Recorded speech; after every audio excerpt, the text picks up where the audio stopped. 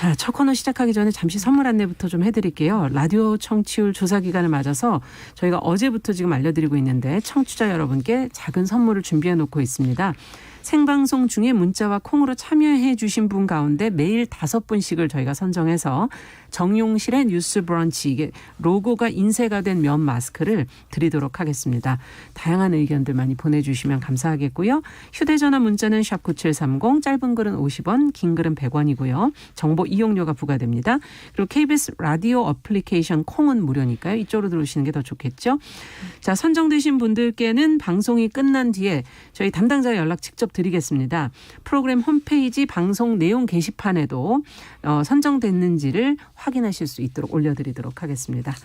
자, 어제는 그냥 제가 고지만 하고 방송 끝날 때 끝났는데 어디서 확인해야 되나 궁금해하셨던 분들이 있었던 것 같아요. 자, 오늘도 뉴스픽으로 저희는 시작하겠습니다. 더 공감 여성정치연구소 송문희 박사님 안녕하세요. 네, 안녕하세요. 네, 전혜연 시사평론가 안녕하십니까? 네, 안녕하세요. 그 마스크 첫 마스크인가요? 첫 마스크죠. 그럼 빨아서 쓰실 수 있는 거예요. 그럼요. 계속 쓰실 수 있습니다. 길 가다가 만나면 반가울 것 같네요. 좀 만나 뵀으면 좋겠네요. 자, 그러면 첫 번째 뉴스부터 하나씩 좀 살펴볼게요. 그 가습기 살균제 사태 한동안 보도가 많이 됐었는데 지금 기업의 책임을 묻는 1심 재판이 어제 열렸는데 SK케미칼 애경산업 전 대표 각각 지금 무죄 판결을 받았습니다. 판결 내용이 어떻게 된 것인지, 무슨 근거로 이런 판결을 한 것인지, 피해자들은 지금 어떻게 반응하고 있는지 송 박사님께서 먼저 좀 정리를 해 주시죠. 예, 12일 날 그 서울중앙지법에서 그 가습기 이 사건의 업무상 과실치사 혐의로 홍지호 전 SK케미칼 대표와 안용찬 전 애경산업 대표 등 13명이 기소가 되었었는데 네. 1심입니다만 모두 무죄가 선고됐습니다. 그렇다면은 지난번 옥시 사건 같은 경우에는 유죄를 받았는데 그랬죠. 같은 가습기 사건인데 왜 이번에는 무죄를 받았느냐 해서 그 이유에 관심이 쏠립니다. 우리가 가습기 살균제로 인한 이 문제가 처음 불거진 게 언제냐. 2011년 상반기로 거슬러 갑니다. 거의 10년 전의 일이죠. 그러네요. 당시에 그 원인을 알 수 없는 폐질환으로 사망자가 곳곳에서 발생하니까 조사해보니 가습기 살균제 흡입이 원인이다. 이렇게 지목이 되고 사회적 참사로 규정이 됐거든요. 작년 7월 기준으로 환경부에 피해를 신고한 사람이 6,817명. 이 가운데 사망자가 1,553명. 네. 이게 신고를 한 사람 기준이니 정확한 피해 규모는 더 크다고도 볼 수 있겠죠. 네. 그런데 문제는 이 가습기 살균제의 성분에 차이가 난다는 겁니다. 재판부 판결을 들여다보면요. 그 당시 옥시 문제가 되어서 유죄 판결 받았던 옥시는 PHMG를 원료로 사용했지만 이번에 이 SK케미칼과 이마트 애경산업이 판매한 가습기 메이트는 CMIT, MIT 한번 풀어서 설명해 드리면 클로로 메틸 이소티아졸리논을 원료로 사용했는데 옥시의 PHMG는 피부 독성은 낮지만은 흡입 독성이 매우 높아서 독성 시험을 하지 않았던 그 잘못이 있었다고 봤지만은 이번 사건의 CMIT, MIT 성분 살균제는 이 원료와 성분이 다르고 실제로 이것들이 폐질환의 결과가 나오는데 인과관계가 있다는 것이 증명되지 못했다. 그렇다면 환경부 같은 데서는 사실 좀 폭넓게 피해자를 인정하는 방향에서 이게 피해가 좀 있다 이런 인과관계에 대한 추정을 했었거든요. 그런데 이런 환경부의 이런 견해는 인과관계를 명확하게 증명하지 못하는 추정이나 의견 제시인 점을 참작했다. 그렇게 결국에 재판에서는 이 인과관계를 증명할 때 명확한 증거에 의해서 해야 되는데 실험을 많이 했지만은 결국 명확한 인과관계가 나오지 않았다는 거죠. 그래서 이 재판부에서 고뇌가 좀 있는 부분이 어떤 얘기를 하느냐. 모든 한 2년에 걸친 시험과 연구 결과를 종합해 보니 재판부로서 사실 지금까지 나온 증거를 바탕으로는 형사사법의 근본 원칙 범위 안에서 판단할 수밖에 없었고 거기에 의하면 인과관계가 증명되지 않기 때문에 무죄다. 여기에 대해서 검찰은 항소하겠다. 지금 이렇게 밝혔고요. 네. 그 많은 가습기 살균제 피해자라고 지금 주장하시는 분들은 강하게 반발하고 있습니다. 내 몸이 증거다. 그렇죠. 내가 이렇게 아프고 내 몸이 증거이고 분명히 피해자가 있는데 왜 가해자가 없다는 얘기냐 이렇게 반발을 하고 있는 상황입니다. 네. 자, 어쨌든 이렇게 정말 수많은 피해자가 있는데도 이런 판결이 나온 것, 그 법에서 앞서 얘기해 주신 인과관계를 어떻게 증명할 것이냐라는 부분인데 지금 아직 이제 1심이니까 남아있는 것이 또 있어서 어떻게 되리라 예상하시는지 또 지금 이 판결을 납득하기 좀 어렵다는 얘기들도 있는데 어떻게 지금 받아들이고 계시는지 두 분 얘기 좀 듣고 싶네요. 그러니까 이제 재판부에서 형사 판결할 때 인과관계, 명확하게 인과관계를 증명할 수 있는 증거 이런 거를 중시하기 때문에 네. 지금 재판부의 판결 내용을 좀 보면 환경부 종합보고서가 추정, 의견서, 네, 의견서. 예. 현재까지 나온 증거를 바탕으로 했을 때는 형사사법체계 안에서 이렇게 판결할 수밖에 없다는 고뇌를 밝히긴 했습니다만 피해자의 입장에서는 박사님 해주신 말씀이 가장 정확합니다. 피해자가 이렇게 많은데 가해자는 없다니. 그래서 앞으로 지금 검찰에서 아마 항소를 할 것으로 보이기 때문에 상급심의 판단을 좀 봐야겠는데요. 예. 굉장히 어려운 상황이 진행될 것 같아 참 안타까운 마음입니다. 지금 이제까지 관련된 공판 기록이 44건이 넘는데요. 10만 쪽이 넘는다고 합니다. 그러니까 이게 굉장히 오랜 기간 수사가 됐는데도 그러네요. 인과관계가 밝혀지지 않은 부분이 굉장히 안타깝고 지난해 연말 우리 뉴스브런치에서도 다뤘던 내용인데 사회적 참사 특별위원회 예. 활동과 관련해서 법이 개정이 되면서 활동 기간이 1년 6개월 늘어났습니다. 그런데 이 과정에서 가습기 이 참사와 관련된 진상조사에 대한 권한 부분은 좀 빠지고 이후에 아마 피해자 구제 중심의 내용이 들어갔는데 당시에 그래서 담당자들이 뭐 사퇴를 하거나 피해자들이 기자회견하면서 반발한 일이 일어났습니다. 그래서 저는 개인적으로 좀 안타까운 것이 이런 특별위원회를 만드는 것도 쉽지 않았는데 특별위원회에게 조금 더 권한을 줘서 조사 과정에 처음부터 조금 더 힘을 실어주고 검찰은 뭐 검찰대로 또 그렇죠. 진행할 것이 있죠. 했다면 어땠을까라는 좀 많은 아쉬움이 남고요. 두 번째로 제가 이제 이 사건에 대한 어떤 아이템을 쭉 다루면서 드는 느낌이 과연 가습기 살균제 문제뿐일까 우리 주변에서 일어나는 수많은 화학물질에 관해 대해서 깊이 생각을 해봐야 된다는 생각이 그동안 들었습니다. 연구도 많이 안 돼 있고 그렇습니다. 그냥 이게 사실은 사용만 하고 있는 피해자들이 이런 주장을 하잖아요. 국가가 화학물질을 관리 감독할 의무 책임이 있다. 맞죠. 사실 소비자들은 이미 시판되고 있는 제품이기 때문에 대부분 안전할 거라고 생각을 하지 그렇죠. 그 성분이 어떤 영향을 미치고 그럼 이게 체내에 잔류가 되는 건지 어느 정도로 사용되는지는 보통 제품의 뒷면에 설명서를 보거든요. 그렇죠. 대부분 그리고 시판되는 제품은 또 공인기관의 인증을 거치는 경우가 많습니다. 맞습니다. 그래서 예. 국가 의무가 굉장히 중요하다고 생각을 하고요.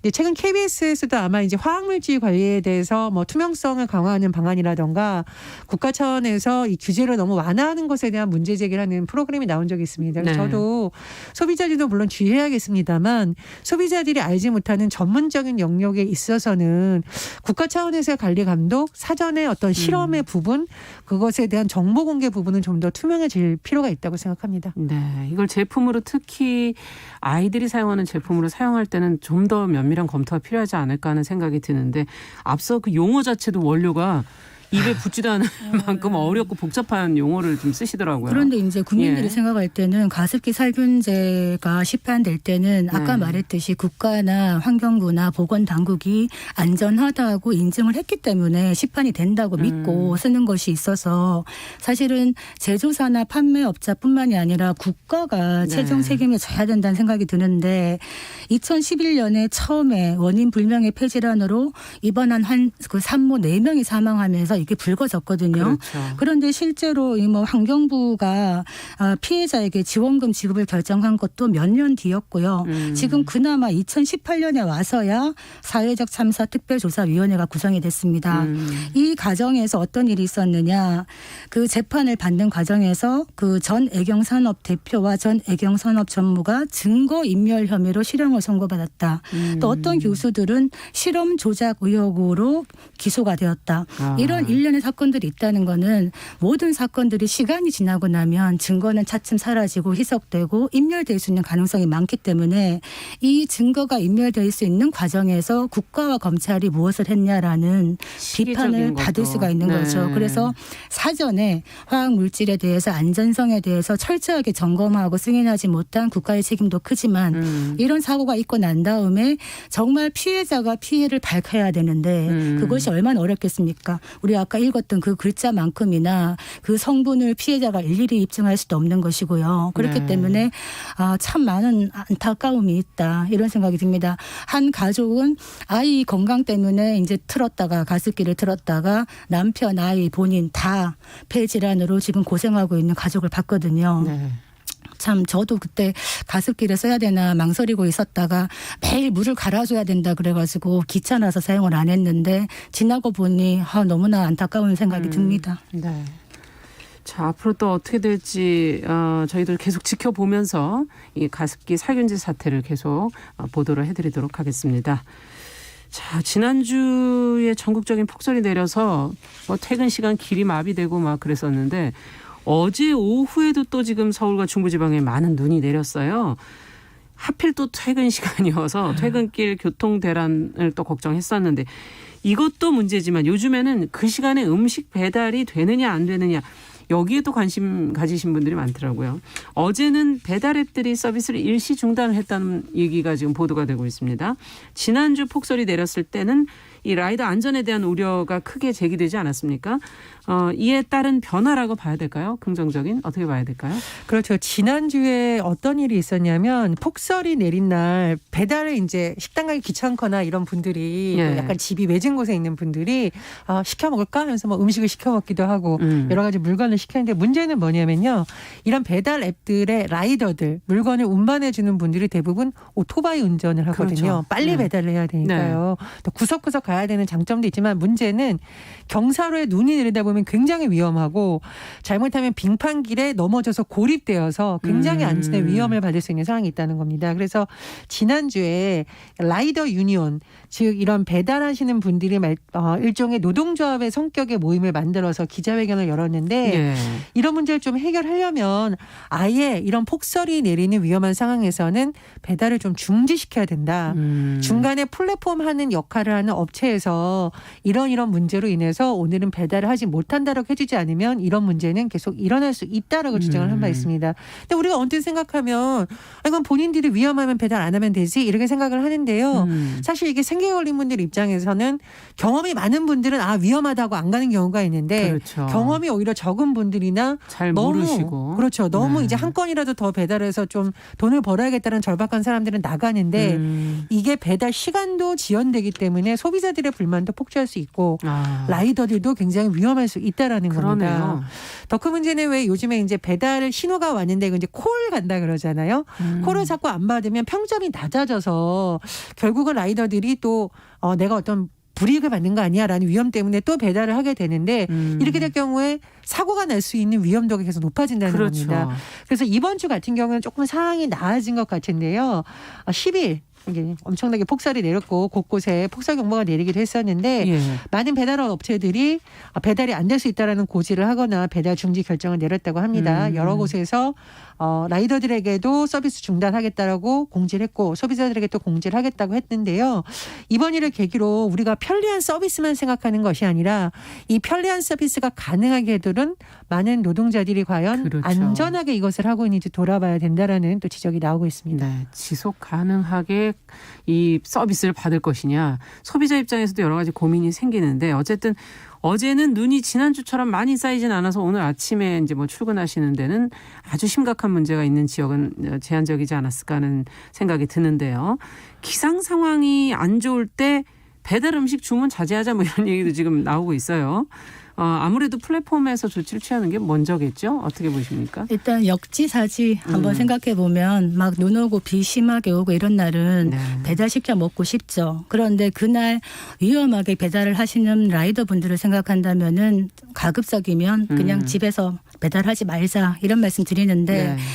배달을 하게 되면 라이더들이 힘든 날 이런 위험한 날 배달을 하면 돈을 더 받는다. 프로모션을 플랫폼에서 하기 때문에 그것 때문에 돈을 더 벌 욕심이 할 수도 있는데 그랬다가 위험하게 됐을 때 이분들이 플랫폼 업체에 따라서 이제 시간제 보험에 가입되는 경우도 있지만 가입이 안 되는 경우가 많다는 거죠. 그러면 다치면 또 치료비도 본인이 물어야 되는 거고 배달하다가 음식이 상하게 되면은 그 음식값도 본인이 물어야 되고 이런 것들은 사실 플랫폼과 라이더들 간의 어떤 불평등한 관계가 아닐까 이런 생각이 들고요.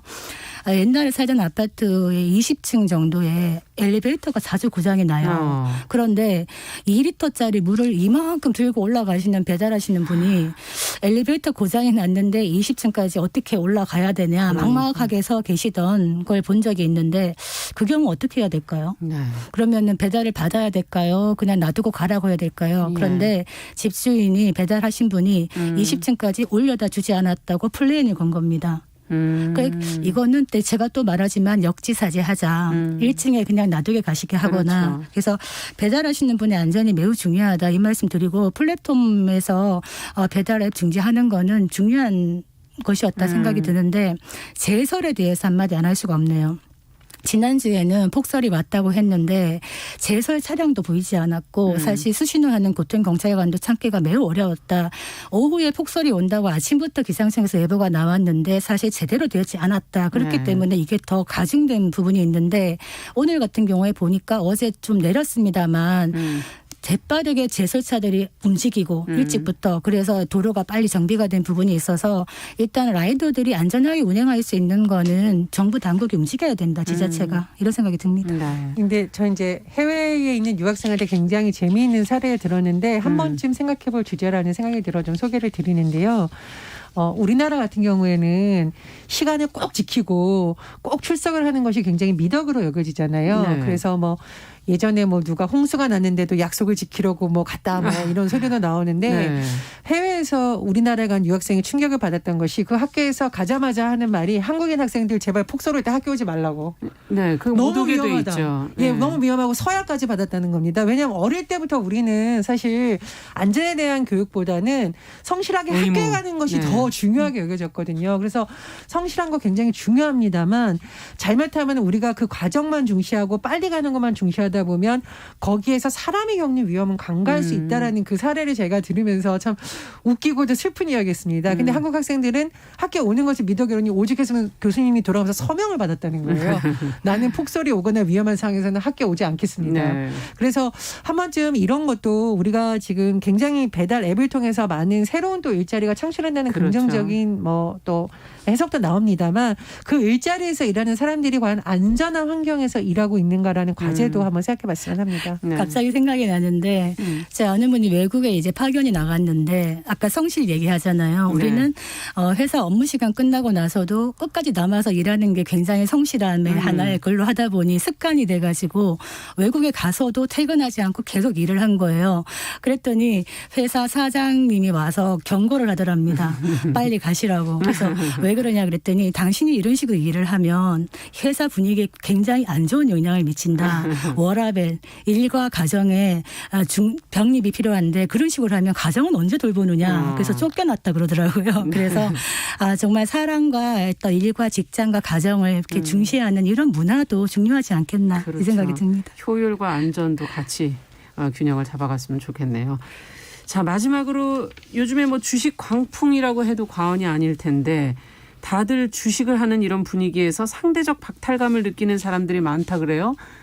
전혜연 평론가께서 관련 내용을 좀 정리해 주시겠습니까? 네, 문재인 대통령도 언급한 BTS의 노래 가사 중에 불타오르네. 또 다른 의미긴 한데. 다른 의미지만 정말 요즘 주식과 관련해서 분위기가 불타오른다. 이렇게 표현할 수 있겠네요. 주식 열병을 앓는다라는 말이 나올 정도로 사람들이 모이기만 하면 주식 얘기 많이 합니다. 왜냐? 보통 돈을 번 사람들이 얘기를 하잖아요. 나 잃었다는 사람들은 잘 얘기를 안 하는 경우가 있어요. 웬만큼 친하지 않으면. 그러다 보니 이런 어떤 현상이냐면은 주변에 돈 번 사람만 있나요? 그렇어요. 자, 우리나라에 동학개미라는 말 있죠. 예. 개인 투자자들이 많이 몰렸고 동학운동에 비유하는 것은 개인 투자자들 덕분에 증시가 어려운 상황에서도 그렇죠. 무너지지 않고 있다라는 또 긍정적인 측면을 얘기하기도 합니다. 근데 문제는 뭐냐면 자, 나는 정말 1년 동안 열심히 일해도 1,000만 원 적금 낸다는 것은 상상도 할 수 없는데 내 주변에 보니까 두세 달 만에 주식 투자로 1,000만 원을 벌었다. 이런 얘기를 듣다 보니까 사람들 틈에서 일종의 증후군. 나만 뒤처지는 거 아니야? 나만 이러다가 상대적인 박탈감이 생기는 거 아니란 불안감이 있다는 이른바 포모 증후군이 네, 많이 나타나고 언급이 하죠. 되고 있죠. 네. 예. 미싱 아웃, 뭔가 뒤처지는 것에 대한 막연한 두려움이 번진다. 이런 말도 나오고 있습니다. 그런데 이 개인 투자자들이 주식 열풍에 부는 것에 대해서는 사실 평가가 좀 엇갈리죠. 어릴 때부터 경제 흐름을 잘 알고 또 너무 한 곳에서만 일하실 수가 없는 현재 상황에서 본인의 노후를 준비하는 차원에서도 참 좋다라는 필요하다고 평가도 하는 있고 쪽도 있고요. 예. 일각에서는 이렇다 보니까 젊은 친구들까지 빚을 내서 무리하게 투자를 한다거나 근무 시간에 빨리 이거 돈 벌어서 퇴사해야지 하면서 젊은 층들이 과도하게 또 주식 관련 정보에 매립되는 경우가 있다라는 좀 경고도 나오고 있습니다. 최근 들어서 이제 공매도 관련해서도 관심인데 금융위의 경우에는 3월쯤에 공매도를 제기하겠다라는 네. 입장인데 여당 일각에서는 또 부작용에 대해서 제도 점검이 제대로 안 되는데 하는 것 아니냐라는 또 우려의 목소리도 나오고 있습니다. 네. 자, 과연 뭐 사실 주식이라는 건 합법적인 투자 수단이고 할지 말지도 개인이 정해야 될 부분이긴 한데 빚까지 다 끌어서 뭐 영끌해서 한다 이런 지금 그런 부분에서의 위험성을 지금 최근에 지적하는 그런 얘기들이 많이 나오고 있고요. 또 이렇게 성실하게 하루하루 일해서 돈을 버는 것이 상당히 중요하게 돼야 되는데 돈을 이렇게 쉽게 벌 수 있다 그러면 노동의 가치가 또 너무 폄훼되는 거 아닐까 하는 그런 생각도 들기도 하고 어떻게 보십니까? 두 분께서는. 사실 뭐 지금 주식 열풍인데요. 이게 광풍으로도 갈 수 있어요. 하루에 주식 거래 대금이 22조. 하루에. 그런데 이 신용융자 즉 빚을 내 가지고 달려드는 사람이 20조. 근데 정말 위험한 게 빚을 내는 것이거든요. 네. 주식시장이 왜 힘드냐.